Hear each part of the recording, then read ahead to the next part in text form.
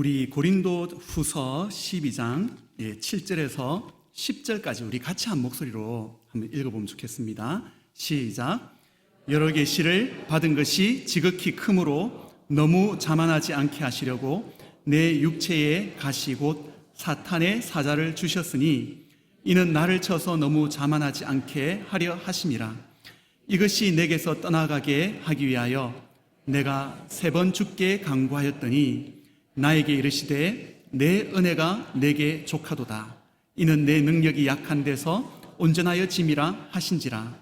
그러므로 도리어 크게 기뻐함으로 나의 여러 약한 것들에 대하여 자랑하리니 이는 그리스도의 능력이 내게 머물게 하려 함이라.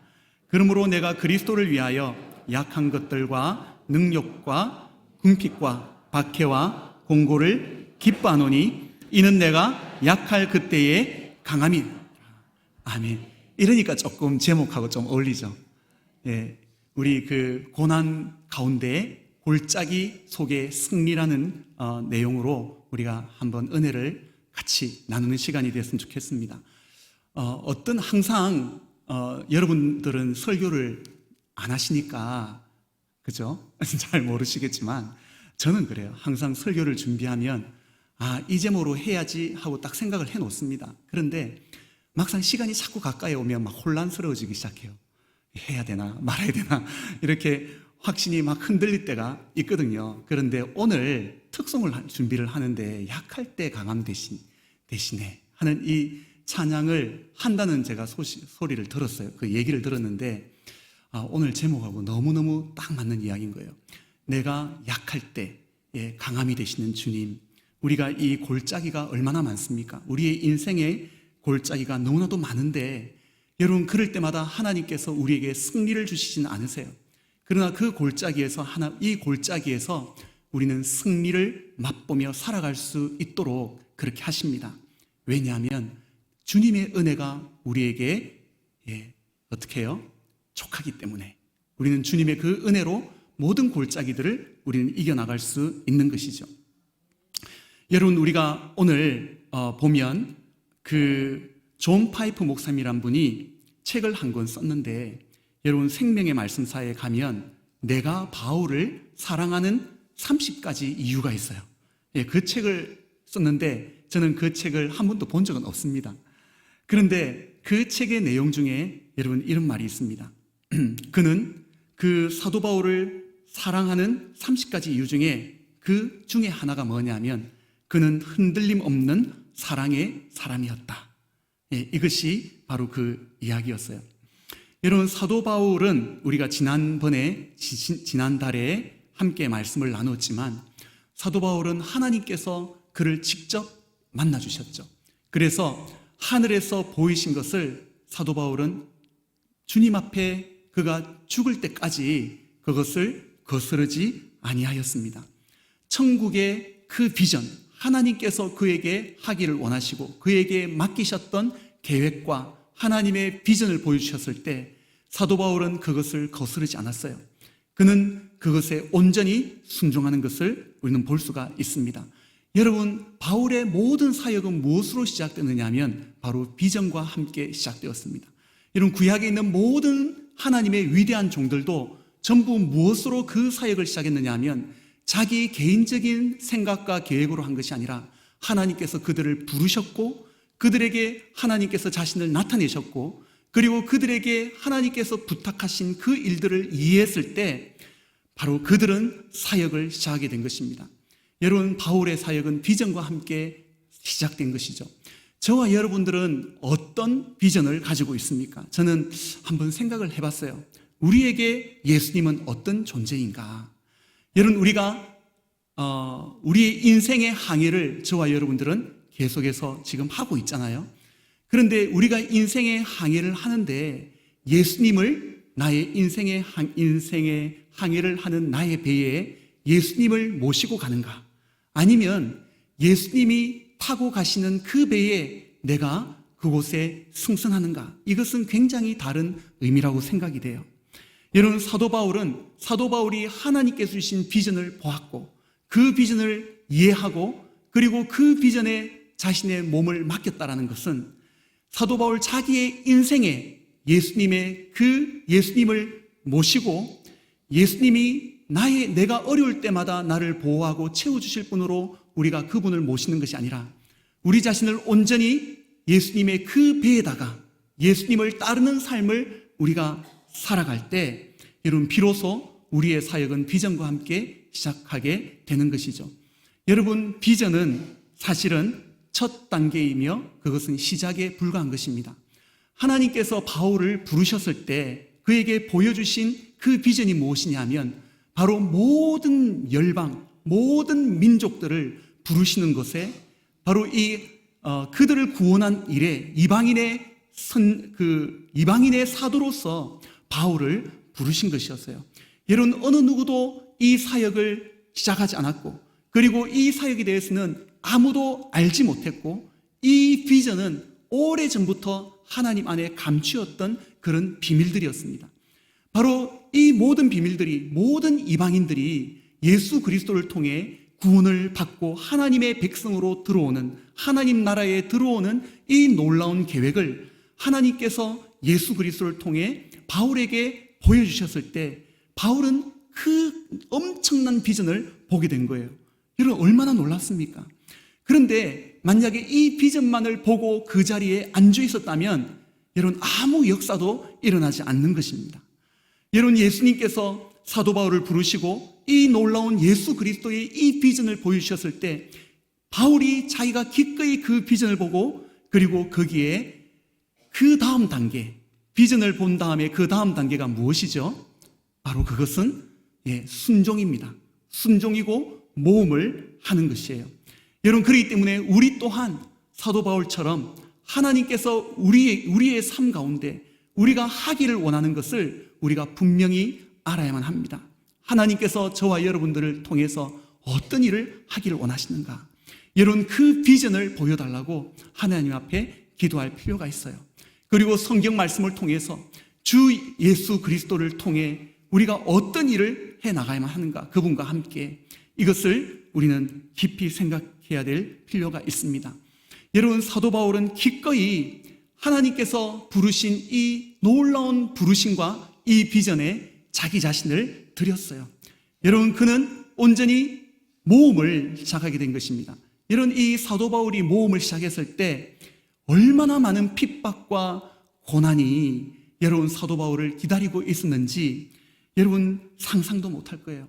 사도 바울도 자기가 이 일을 해나갈 때 유대인들의 핍박과 이방인들의 핍박을 한 몸에 받아야 될 것을 그는 알고 있었어요. 하지만 하나님께서 이방인의 사도로 자기를 부르셨고 그리고 이 복음의 메시지를 바울에게 맡기셔서 모든 이방인들에게 전파라고 할 때 바울은 분명히 알고 있었던 것은 이 비전을 하나님께서 이루실 것이라는 그 확신을 가지고 그는 나아갔습니다. 여러분 이 골짜기를 사도 바울은 만난 거예요. 하나님께서 우리에게 비전을 주시고 또 우리에게 그것에 대한 순종을 요구하실 때 우리가 거기에 순종하면 모든 것이 잘 될 것 같지만 그러나 우리는 반드시 무엇을 만나느냐 하면 깊은 골짜기를 만납니다. 여러분 골짜기의 종류도 참 많아요. 여러분 골짜기는 어떤 곳이 골짜기인가요? 어떤 곳이 골짜기죠? 나가는 길도 안 보이고 그리고 어디가 끝인지도 모르겠고 그리고 빛도 안 들어오고 정말 너무나도 고립되어 있는 혼자 외로운 그 길이 바로 이 골짜기예요. 또 어디에서 어떤 맹수의 공격이 있을지 알지 못하는 것이 바로 이 골짜기의 경험입니다. 이런 이 골짜기는 어떻게 해서 우리가 들어가게 되는가? 첫 번째는 우리가 우리 자신을 그 골짜기에 떨어뜨릴 수도 있어요. 두 번째는 다른 사람이 우리를 골짜기로 내몰 수도 있습니다.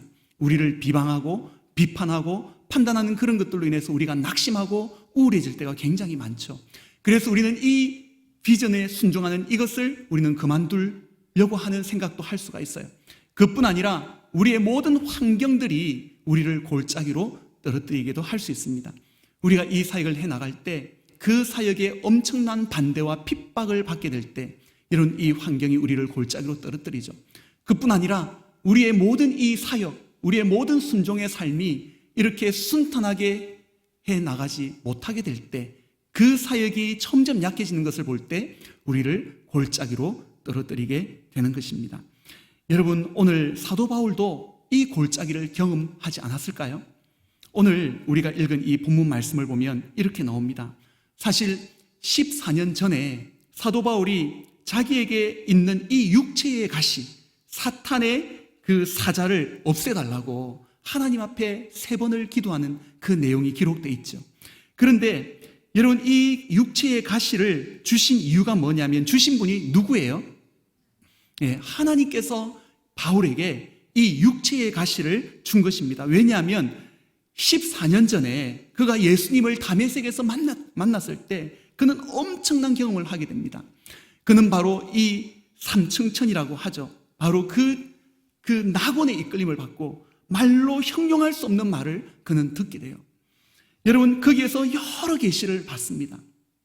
그런데 바로 이를 인해서 자기가 여러 계시를 받은 것이 지극히 크므로 너무 자만하지 않도록 하기 위해 하나님께서는 그에게 육체의 가시를 허락하시는 거예요. 사실은 하나님께서 우리에게, 여러분, 하나님께서 우리에게 이런 가시가 없이 매 순간 복을 주시면 여러분 좋겠어요? 좋겠다는 분 한번 손 들어봅시다. 한번 반짝 들어봅시다. 하나님께서 나에게 어떤 고통이나 가시는 허락하지 않고 그냥 축복만 맨날 해줬으면 좋겠다. 한번 손 들어보세요. 다 그죠? 정직하세요. 여러분, 만약에 우리 손에 하나님께서 축복만 계속해서 부어주시면 어떻게 될까요? 우리는 앞으로 자빠지게 되죠. 큰 코 다칩니다.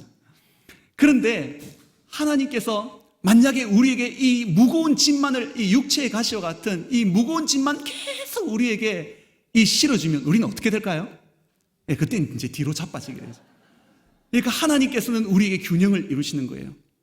여러분, 우리에게 주신 바울에게 주신 이 엄청난 계시가 너무나도 크기 때문에 바울이 자만하지 않도록 그에게 동시에 균형을 맞출 수 있도록 육체의 가시를 주는 거예요.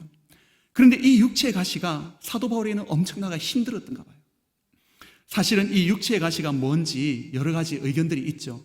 우리가 이 사도 바울의 그런 어떤 유혹에, 어떤 분은 그렇게 얘기하기도 해요. 유혹에 약한 그런 그 약한 점이 있었다. 연약한 부분.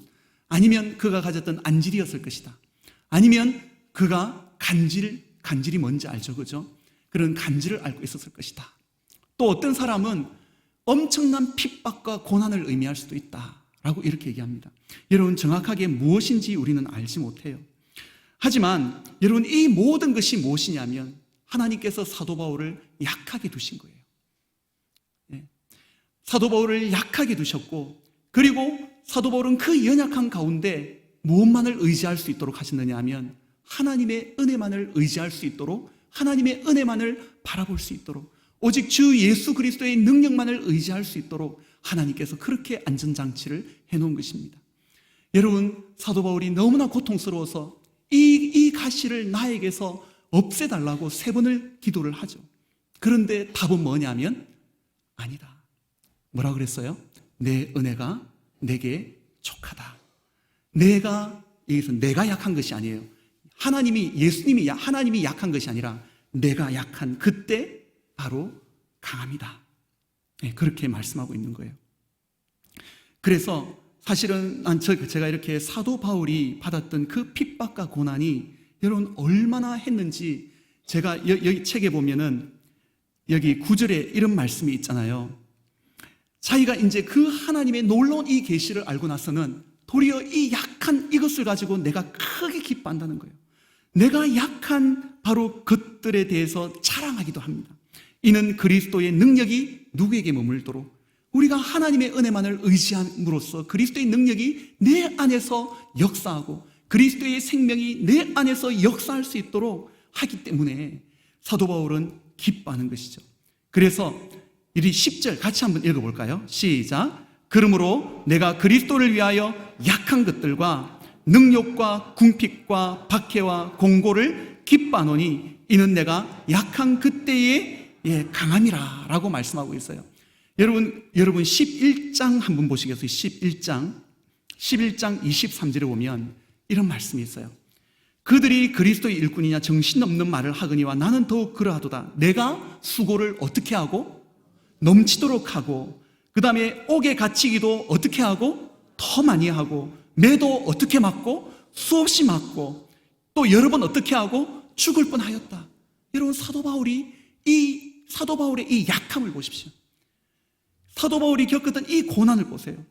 그런데 여러분, 24절에 한번 읽어봅시다. 유대인들에게 40에게 하나, 40에서 하나 감한 매를 몇 번 맞고 5번 맞았어요.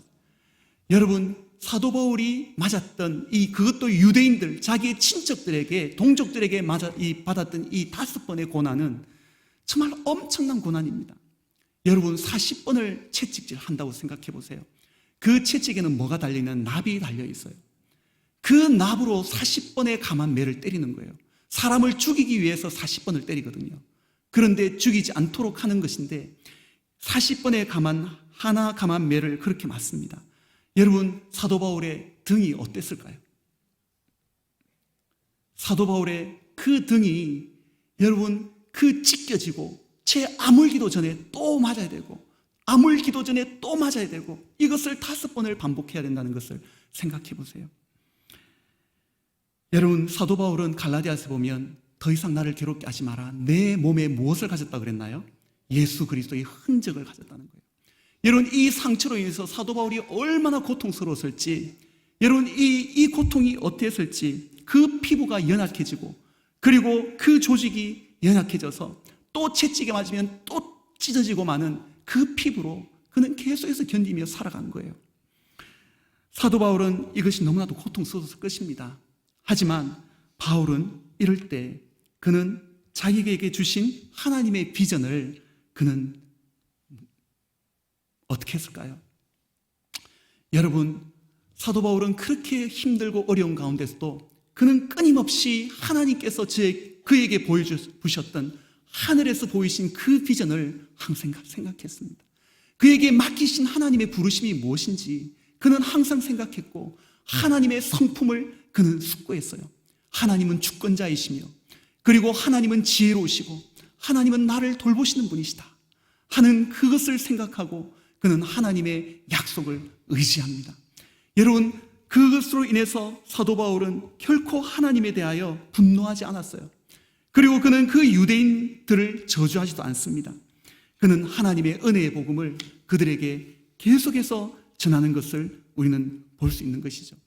여러분, 사도 바울은 하나님의 그 약속을 의지하며 하나님의 전능하신 손을 붙잡고 그는 그 고통스러운 이 골짜기와 같은 그 길을 그는 묵묵하게 그는 뚫고 나가는 것을 볼 수 있어요. 여러분, 우리는 이 골짜기에서의 승리를 우리는 맛봐야 됩니다. 여러분, 저와 여러분들 삶 가운데 저와 여러분들에게 어떤 어려움과 어떤 고통과 또 어떤 참 고난이 있다 할지라도 하나님이 여러분을 사랑하시고 여러분을 붙잡고 있다는 것을 여러분 꼭 기억하셔야 돼요. 우리는 최후의 승리를 기대하고 있고 마침내 그 비전들이 실현되는 것을 볼 때까지 우리는 묵묵히 기다려야만 하지만, 그러나 그 승리는 여러분 골짜기에서 나온 후에 우리가 때만 승리를 기대하는 것이 아니라 우리는 어디에서도 승리할 수 있어요? 바로 우리가 지금 만나고 있는 이 고난, 이 고통, 이 가운데서도 우리는 골짜기에서도 승리를 할 수 있는 것입니다. 우리는 골짜기에서 나가기를 언젠가 하나님께서 우리에게 맡기신 그 모든 계획과 비전이 실현되기를 정말 기대하지만, 하지만 우리는 지금 이 골짜기에서 우리는 승리할 수 있고 그리고 승리를 맛보아야 한다는 것입니다. 여러분, 다윗이 하나님으로부터 받았던 그 비전이 어떤 비전이었습니까? 그에게 기름을 부으시고 이 하나님의 백성들을 그에게 맡기시는 것이잖아요. 그런데 그 다윗의 그 하나님께서 주신 비전에 순종하고 나아갈 때 다윗은 무엇을 만나죠? 그는 엄청난 골짜기를 만나요. 어떤 골짜기를 만납니까? 사울이 그를 죽이려고 계속해서 쫓는 거예요. 여러분, 다윗은 이런 고통을 당했지만, 그러나 그가 사망의 음침한 골짜기로 다닐지라도 그는 낙심하였나요? 그는 낙심하지 않았어요. 무엇 때문에 낙심하지 않았습니까? 주께서 그와 함께 하셨기 때문에. 여러분, 우리가 이 골짜기에서 주님이 나와 함께 하신다는 것, 그것 때문에 우리는 낙심하지 않을 수 있는 것입니다. 여러분, 그렇기 때문에 우리는 이 골짜기에 승리하기 위해서는 우리가 세 가지를 기억해야 돼요. 첫째는 인내입니다. 여러분, 무엇을 기억하자고요? 다시 한번 크게 볼까요? 이 골짜기에서의 승리는 우리가 인내의 은혜를 받아들이고 나타낼 때 우리는 이 골짜기에서 우리는 승리하게 되는 것입니다. 하나님께서 우리를 부르셨고, 그리고 하나님께서 우리에게 주신 그 비전을 기억하면서 계속해서 힘들고 어렵더라도 그것을 인내하는 이것이 바로 승리라는 것을 여러분 꼭 기억하시길 바랍니다. 비록 우리에게 많은 어려움과 또 우울한 마음이 생길지라도 우리의 시선을 누구에게 고정을 시켜야 돼요? 사람들에게 고정시키지 말고, 우리는 많은 경우 우리가 어려움이 있으면 항상 어디에다가 초점을 맞춥니까? 우리는 문제에다가 초점을 맞추는 거예요. 그렇게 되면 우리는 더 이상 앞으로 전진할 수 없습니다. 예수님께서 오병이의 기적을 행하시고 그 제자들에게 예수님께서 그 많은 사람들을 이제 보내시면서 예수님께서 제자들에게 어디로 가라고 하셨어요? 이 바다 건너편으로 가라고 했어요. 예수님은 그곳에 혼자서 홀로 기도하고 계셨어요. 이제 그 제자들은 오병이의 큰 기적을 보고 예수님의 그 명령을 받고 이제 그 강을 건너기 시작합니다. 그런데 골짜기를 만난 거예요. 어떤 골짜기를 만났어요? 폭풍우가 몰아치기 시작한 거예요. 바람이 치고 파도가 치고, 그리고 그 배에 물이 가득하게 이렇게 된 거예요. 그들은 이 골짜기에서 그들은 아무리 노력해봐야 소용이 없는 것을 그들은 알게 되었습니다. 여러분, 그들의 시선이 어디에다가 고정되었기 때문이에요?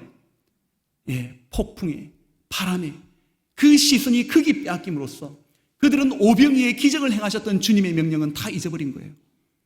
여러분, 그것이 바로 골짜기에서 우리가 피해야 될 내용입니다. 우리가 어떻게 반응하는가, 나에 대해서, 다른 사람에 대해서, 그리고 우리가 만나는 환경에 대해서, 그리고 우리의 모든 사역이 잘 되지 못할 때 우리의 시선을 누구에게 고정시킬 것인가, 그것이 바로 우리가 승리를 할 수 있느냐 아니면 실패하느냐, 그 키가 되는 것이죠.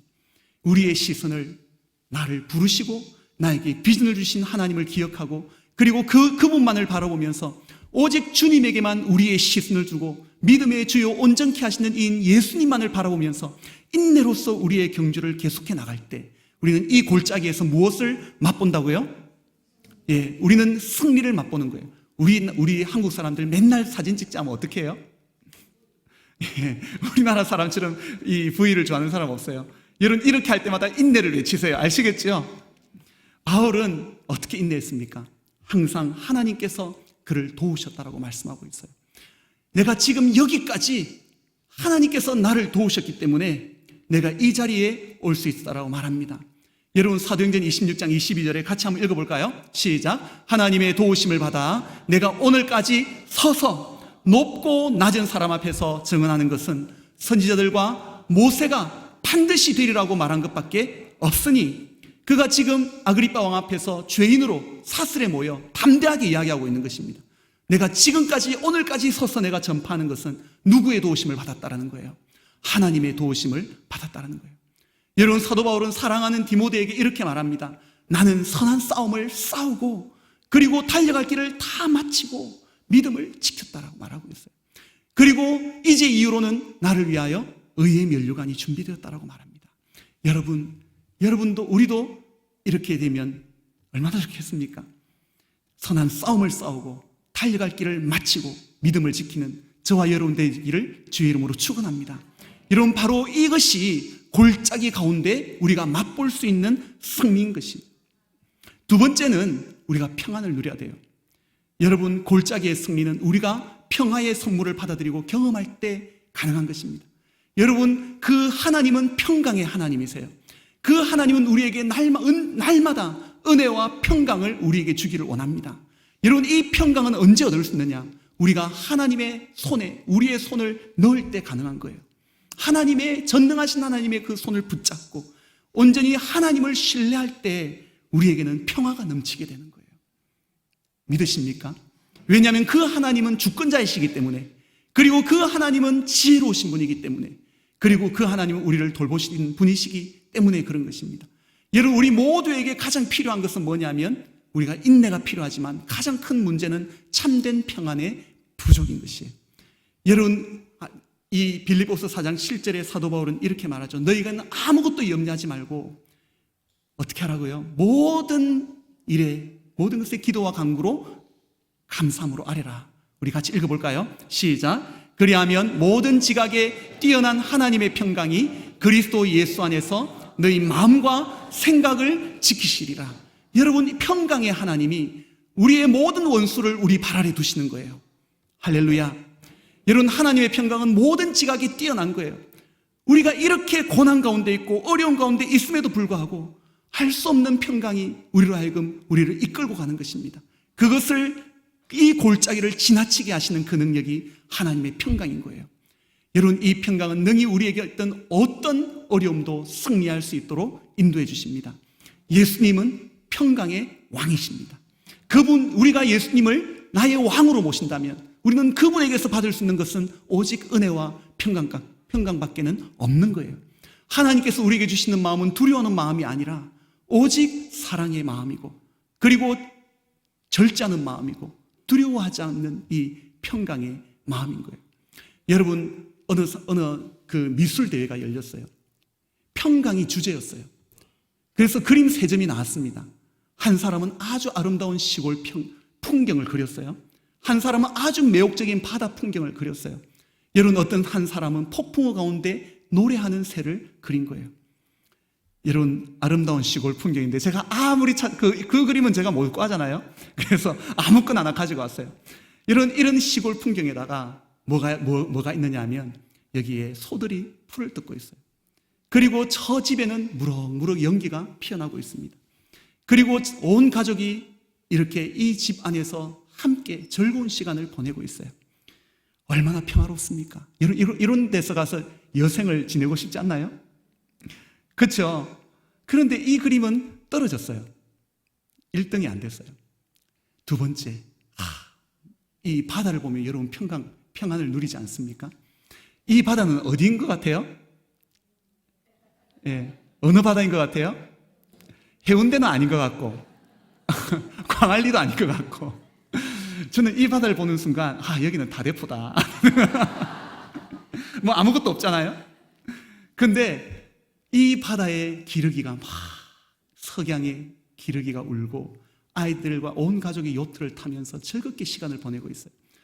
여러분, 저는요, 산보다도 바다에 굉장히 마음이 힘들 때 바다에 가서 가만히 파도만 치는 것을 보면 진짜 스트레스가 싹 풀리더라고요. 근데 여러분, 이거 1등 했을까요?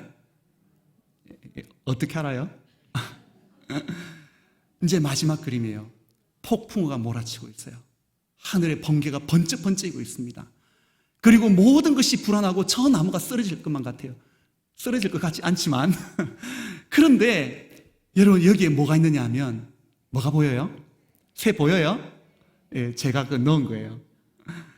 이 새가 그 나무에 앉아서 너무 평안하게 두려워하지 않고 노래를 부르고 있는 거예요. 여러분, 오늘 이 그림이 1등이 된 거예요. 됐다고 그래요. 오늘 정말 참된 평안은 어디에서 오는 것이냐면 골짜기에서 맛보는 것입니다. 골짜기에서 여러분 평안을 맛보지 못한다면 주님 앞에 설 때도 장담할 수가 없어요.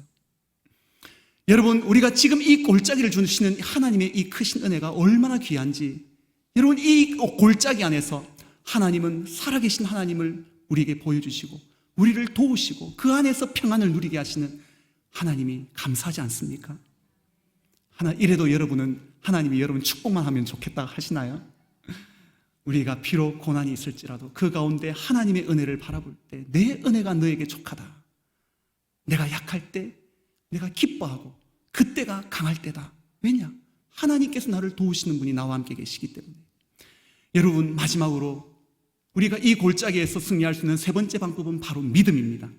골짜기의 승리는 우리가 하나님의 약속을 보고 그것을 믿고 그 위에 굳게 서 있을 때 우리는 바로 승리를 우리는 경험하게 되는 거예요. 여러분, 요한일서 5장 4절에 같이 읽어봅시다. 시작. 세상을 이기는 승리는 이것이니 우리의 믿음이니라. 하나님의 약속을 굳게 보고 믿고 그 위에 굳게 서는 것, 이 세상에 어느 누구도 감당할 수 없는 그 믿음의 사람이 되는 것, 바로 그거 우리가 이 믿음을 지킬 때 우리는 이 골짜기에서 승리를 경험하는 것입니다. 사도 바울이 그렇게 고난과 핍박과 어려움과 그 참 이 연약한 가운데 있을지라도 하나님의 약속은 무엇입니까? 내 은혜가 내게 족하다. 우리가 약할 때, 우리가 얼마나 깊은 골짜기에 있든지 간에 하나님께서는 여러분이 바로 지금 이곳에서 승리를 가지기를 원하십니다. 여러분 승리하기를 원하십니까? 바로 오늘의 승리는 우리 같이 읽어봅시다. 시작. 오늘의 승리는 여러분의 인내와 예수님의 평화를 누림과 그리고 하나님의 약속을 믿음으로 주어집니다. 여러분 이 승리를 가지기를 원하십니까? 가지기를 원하시면 아멘 하시기 바랍니다. 더 크게 아멘 하시기 바랍니다. 아멘. 하지만 미래의 승리는 이 비전이 실현될 때 여러분 주어질 것입니다. 끝까지 하나님을 신뢰합시다. 여러분 양옆에 있는 분에게 끝까지 하나님을 신뢰합시다. 해볼까요? 시작. 끝까지.